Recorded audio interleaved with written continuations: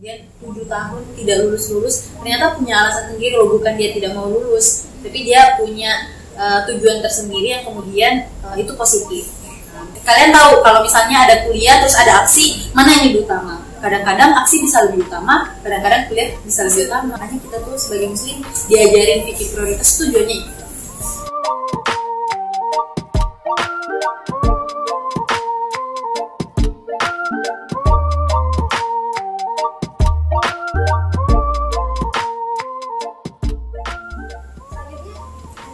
Selain fikih prioritas, ada juga beberapa hal yang bisa jadi rujukan teman-teman. Kalau saya sejauh ini pakai tools itu ada 3x4 kan. Satu tadi yang di handphone itu pakainya sticky note, itu buat ini aja agenda-agenda yang insidental dicatat gitu. Kira-kira besok ngapain nih, ada yang tiba-tiba misalnya nih mau ketemuan tapi tidak masuk di agenda rutinan, itu bisa ditulis di situ. Kemudian ada papan schedule, itu saya tempel di kamar, itu ada ya kayak tanggal-tanggalnya gitu. Jadi diplottingkan 1 bulan itu kita mau ngapain aja. Jadi sudah ada ya planningnya. Terus ada juga namanya apa ya, book planner. Nah, book planner itu kemarin ada sih saya order dari satu ide. Nanti kalian cari aja sendiri, takutnya nanti endorse. Jadi ada planner book itu, jadi 1 tahun itu kita bisa mengagendakan kegiatan kita. Jadi bisa diatur seminggu ngapain aja. Jadi sudah apa ya? Sudah ada hal yang bisa direncanakan. Dan satu hal, kalian tidak akan bisa mengatur kegiatan-kegiatan kalian kalau kalian tidak punya kegiatan. Jadi carilah kegiatan. Jadi kayak gitu, kadang-kadang orang bingung, gimana sih ngaturnya? Kamu mau ngatur apa? Kamu tidak punya kegiatan. Jadi nyari kegiatan, misalnya berorganisasi, habis itu ikut kompetisi. Jadi jangan takut untuk banyak kegiatan, karena justru dengan banyak kegiatan kamu jadi terpaksa untuk mengatur waktu. Awalnya karena terpaksa, tapi nantinya malah terbiasa dan disiplin pastinya. Iya. Pertama, komitmen. Yang kedua, pilih tools dan teori mau pakai yang mana, fikih prioritas, dan cari kegiatan. Itu tapi beberapa orang itu bukan tipe orang yang nge-planning ya. Beberapa orangnya nggak sih? Iya, ada sih. Beberapa orang yang nge-planning kayak gitunya apa-apa serba dadakan. Jadi ada baiknya tapi lebih banyak buruknya kali ya. Jadinya hidupnya kalau tidak ada yang mendadak, jadi dia tidak ada kegiatan. Jadi bagusnya kalau ada kegiatan. Itu tipe-tipe orang yang suka challenge, yang suka nantang dirinya sendiri gitu. Nah, Kak, kalau untuk terakhir deh, gak terakhir sih sebenarnya, gimana ya? Pasti kita dalam melaksanakan itu ada orang yang tadi merasa challenge. Pasti kakak walaupun udah melakukan sebagaimanapun, sampai ngasih Allah kayak ngasih ujian ya. Iya, betul sekali. Gimana tuh kakak kalau udah tiba merasa kesulitan sendiri, udah merasa kecapean sendiri, biasanya kita ngatasinya gimana? Betul sekali. Jadi sebagai manusia biasa, siapapun yang ada di muka bumi ini pasti pernah merasakan yang namanya lelah atau perasaan yang dia tidak bisa mendeskripsikan perasaan apa itu, kayak sedih, tiba-tiba menangis sendiri kayak gitu kan. Nah, dan itu naluri, apalagi kita yang perempuan ya. Buat kaum perempuan, kalian itu memang berpotensi besar untuk kemudian, karena lonjakan hormon itu memang kita tidak menentu, apalagi kita punya yang namanya masa haid. Nah, kalau lagi haid itu, kalau dalam ilmu medis itu kita hormonnya itu tidak tiba-tiba melonjak, tiba-tiba lagi nanti turun. Jadi kita tuh makanya emosian. Bukannya kalau lagi haid itu maunya tiduran, mungkin ya ada beberapa orang mager jadi mau tiduran atau mau makan terus, atau kalau misalnya ada kegiatan tuh pokoknya istilahnya tidak konsisten, fluktuatif perasaan. Dan gimana mengelola diri kita dalam keadaan seperti ini, sedangkan kita dituntut untuk tetap produktif, tidak memilih hari, ya kan? Yeah. Jangan sampai misalnya 10 hari lagi haid gitu, 20 harinya produktif, 10 harinya Jadi memang ini challenge sih buat kita sebagai kaum perempuan untuk mengkonsistenkan atau mengistiqomahkan produktivitas kita. Karena gini loh, ada orang yang aku pernah dengar atau pernah ikut kegiatan yang mengatakan bahwa orang mau membiasakan sesuatu kebaikan, dia tuh harus membiasakan hal itu selama 40 hari. Misalnya nih kamu mau rajin baca buku misalnya, kamu kamu harus membiasakan itu selama 40 hari sampai nanti bisa seterusnya itu kamu bisa istiqomah. Sedangkan kita tuh punya 10 hari buat haid itu yang bikin kita jadinya kadang-kadang 10 hari itu ujian dan ya lumayan lah. Ngaruh sekali, dan saya yang mengalami itu juga kadang-kadang ya tau lah ya kalau SW ku tiba-tiba bertitik-titik kayak artis siapa gitu, titik-titik banyak betul curhatan-curhatannya itu karena kita mau mengekspresikan bahwa ada sesuatu gitu yang mau dikeluarkan. Jadi pada kondisi seperti itu jangan ditahan, jangan mengatakan kalau kita lagi sedih itu sesuatu yang kita lemah. Itu bukan lemah, tapi semua orang wajar menghadapi itu. Jadi biarkan aja diekspresikan. Kalau mau nangis ya nangis, tapi tetap ingat ada batasannya. Karena gini loh, kalau ada emosi yang tertahan, suatu waktu dia bakalan meledak. Jadi dikeluarkan aja. Kan kalau kamu suka cerita sama temen, ceritakan. Nah, kalau tips bagi saya sih makanya kita sebagai individu atau manusia itu diciptakan tidak sendiri. Istilahnya ada orang lain, karena kita butuh orang lain. Ya harus nyari lingkungan yang baik ya. Gitu sih. Juga kita kayak sangat mempengaruhi. Jadi ketika kita lagi futur istilahnya ya, kalau kita dalam Islam itu menyebutnya futur. Kalau kita lagi futur, kita lagi down, lagi mager, tidak produktif, gimana caranya biar jadi produktif lagi ya kita harus berada di lingkungan orang-orang yang kemudian juga baik atmosfernya, supaya nanti kita ketika kayak gitu ada yang mendukung. Dan saya sering itu ketika sudah merasa saya tidak bisa lagi dan saya tidak mampu lagi memotivasi diriku sendiri, karena kita kan gitu kan kadang-kadang ayo, tapi ada satu kita tidak kuat lagi ya, dan itu baru-baru aja lagi saya mengalami itu kok kayak gini sih. Nah, butuh orang lain. Aku kontak biasanya kalau kita yang kajian itu punya MR ya, apa yo MR cerita aja ya. Jadi MR atau orang-orang terpercaya yang kemudian bisa kita tempati minta nasihat. Biasanya kayak kak randomly pokoknya sembarang aja kakak kasih saya nasihat apapun itu, dan kadang-kadang tuh kayak wah ini pas sangat ya, lagi pas walaupun kita mintain random tapi kena gitu, dan itu jadi bikinnya lega. Dan kalau sih biasanya caranya gitu sih buat menjaga ketika kita lagi ya keadaannya seperti itu. Jadi untuk apa ya, membangun rasa semangat lagi, kita sebenarnya punya teman yang good vibes gitu kan. Iya, yang ayo dong semangat lagi, kamu bisa, kamu tidak gagal, kamu memang lagi masanya sedih, tidak apa-apa, selalu ada kesedihannya, tapi habis ini kita semangat lagi, kita produktif lagi, kayak gitu sih. Sama ini orang tua biasanya gitu, karena kan kita anak rantau, kadang-kadang homesick itu membuat kita kayak gitu, jadinya video call sama orang tua itu memberikan energi positif lagi pada kita. Cek juga ya. Iya.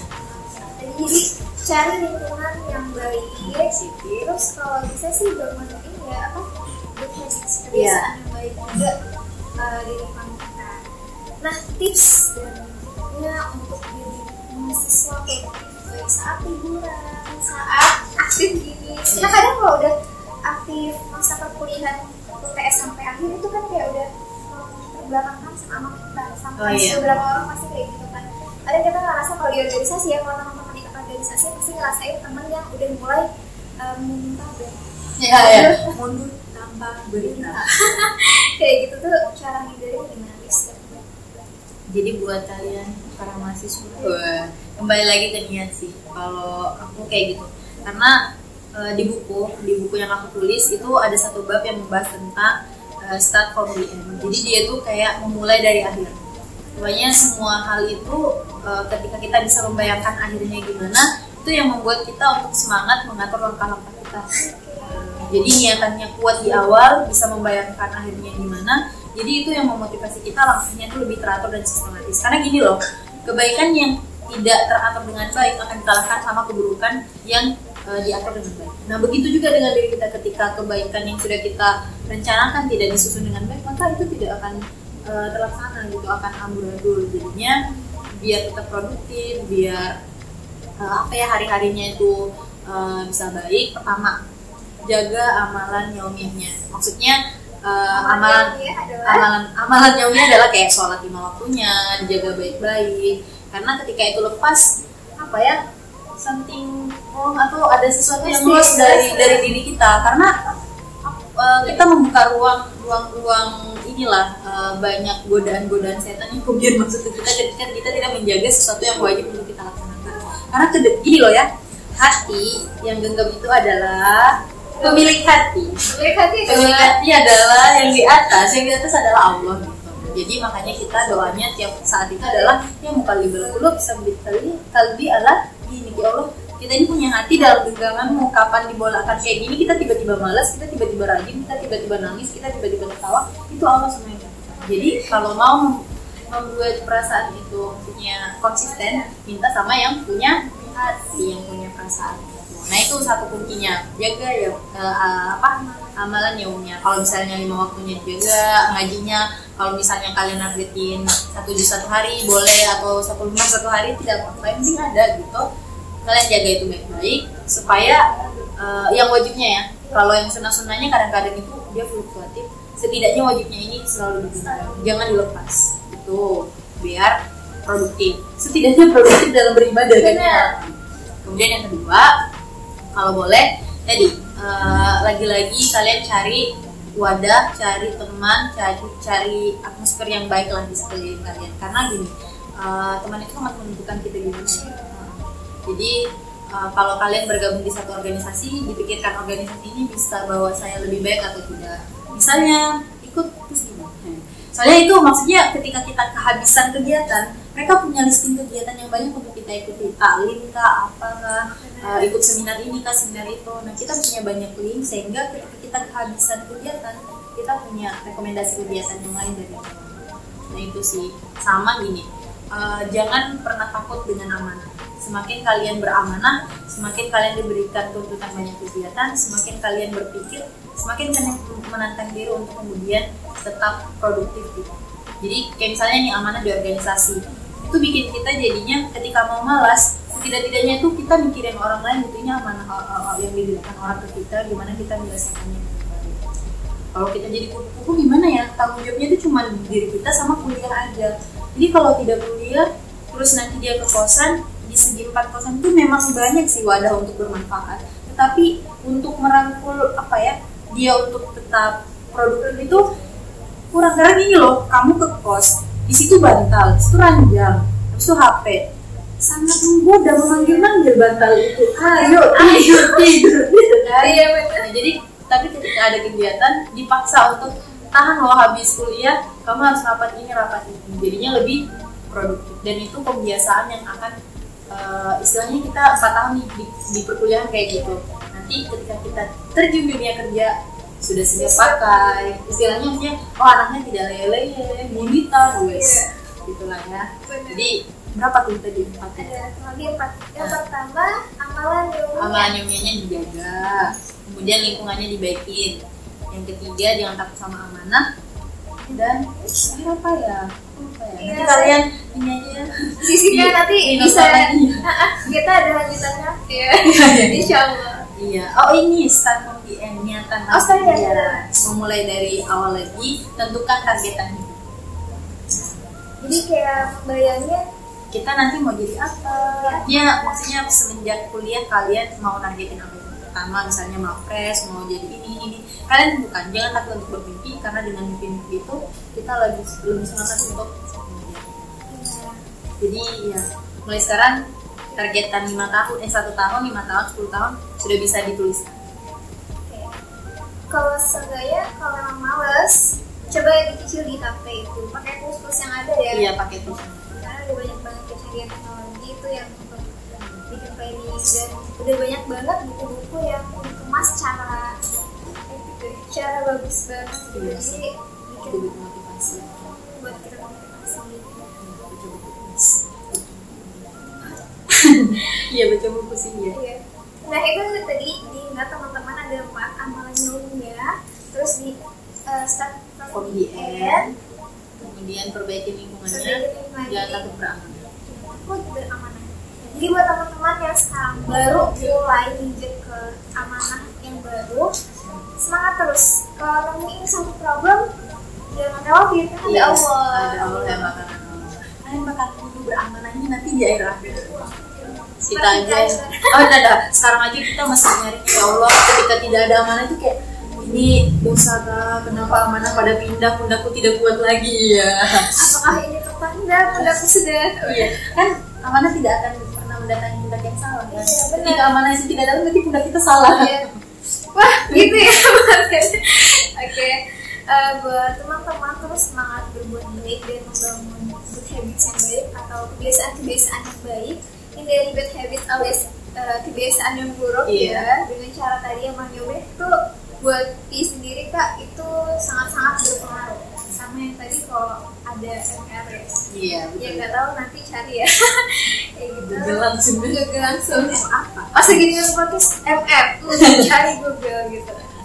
Itu udah banyak banget kalian sharing sama kita. Mudah-mudahan di revisi materi kita bisa sharing lagi tentang hal apa kayak atau teman-teman mau request bisa di Instagramnya TGPP. Nanti bareng kalian lagi atau bareng siapapun teman-teman bisa request. Semoga bermanfaat dan kali ini kalau teman-teman lihat tempatnya bagus banget, kita lagi ada di ruang temu. Iya, di jalan kita berbeda.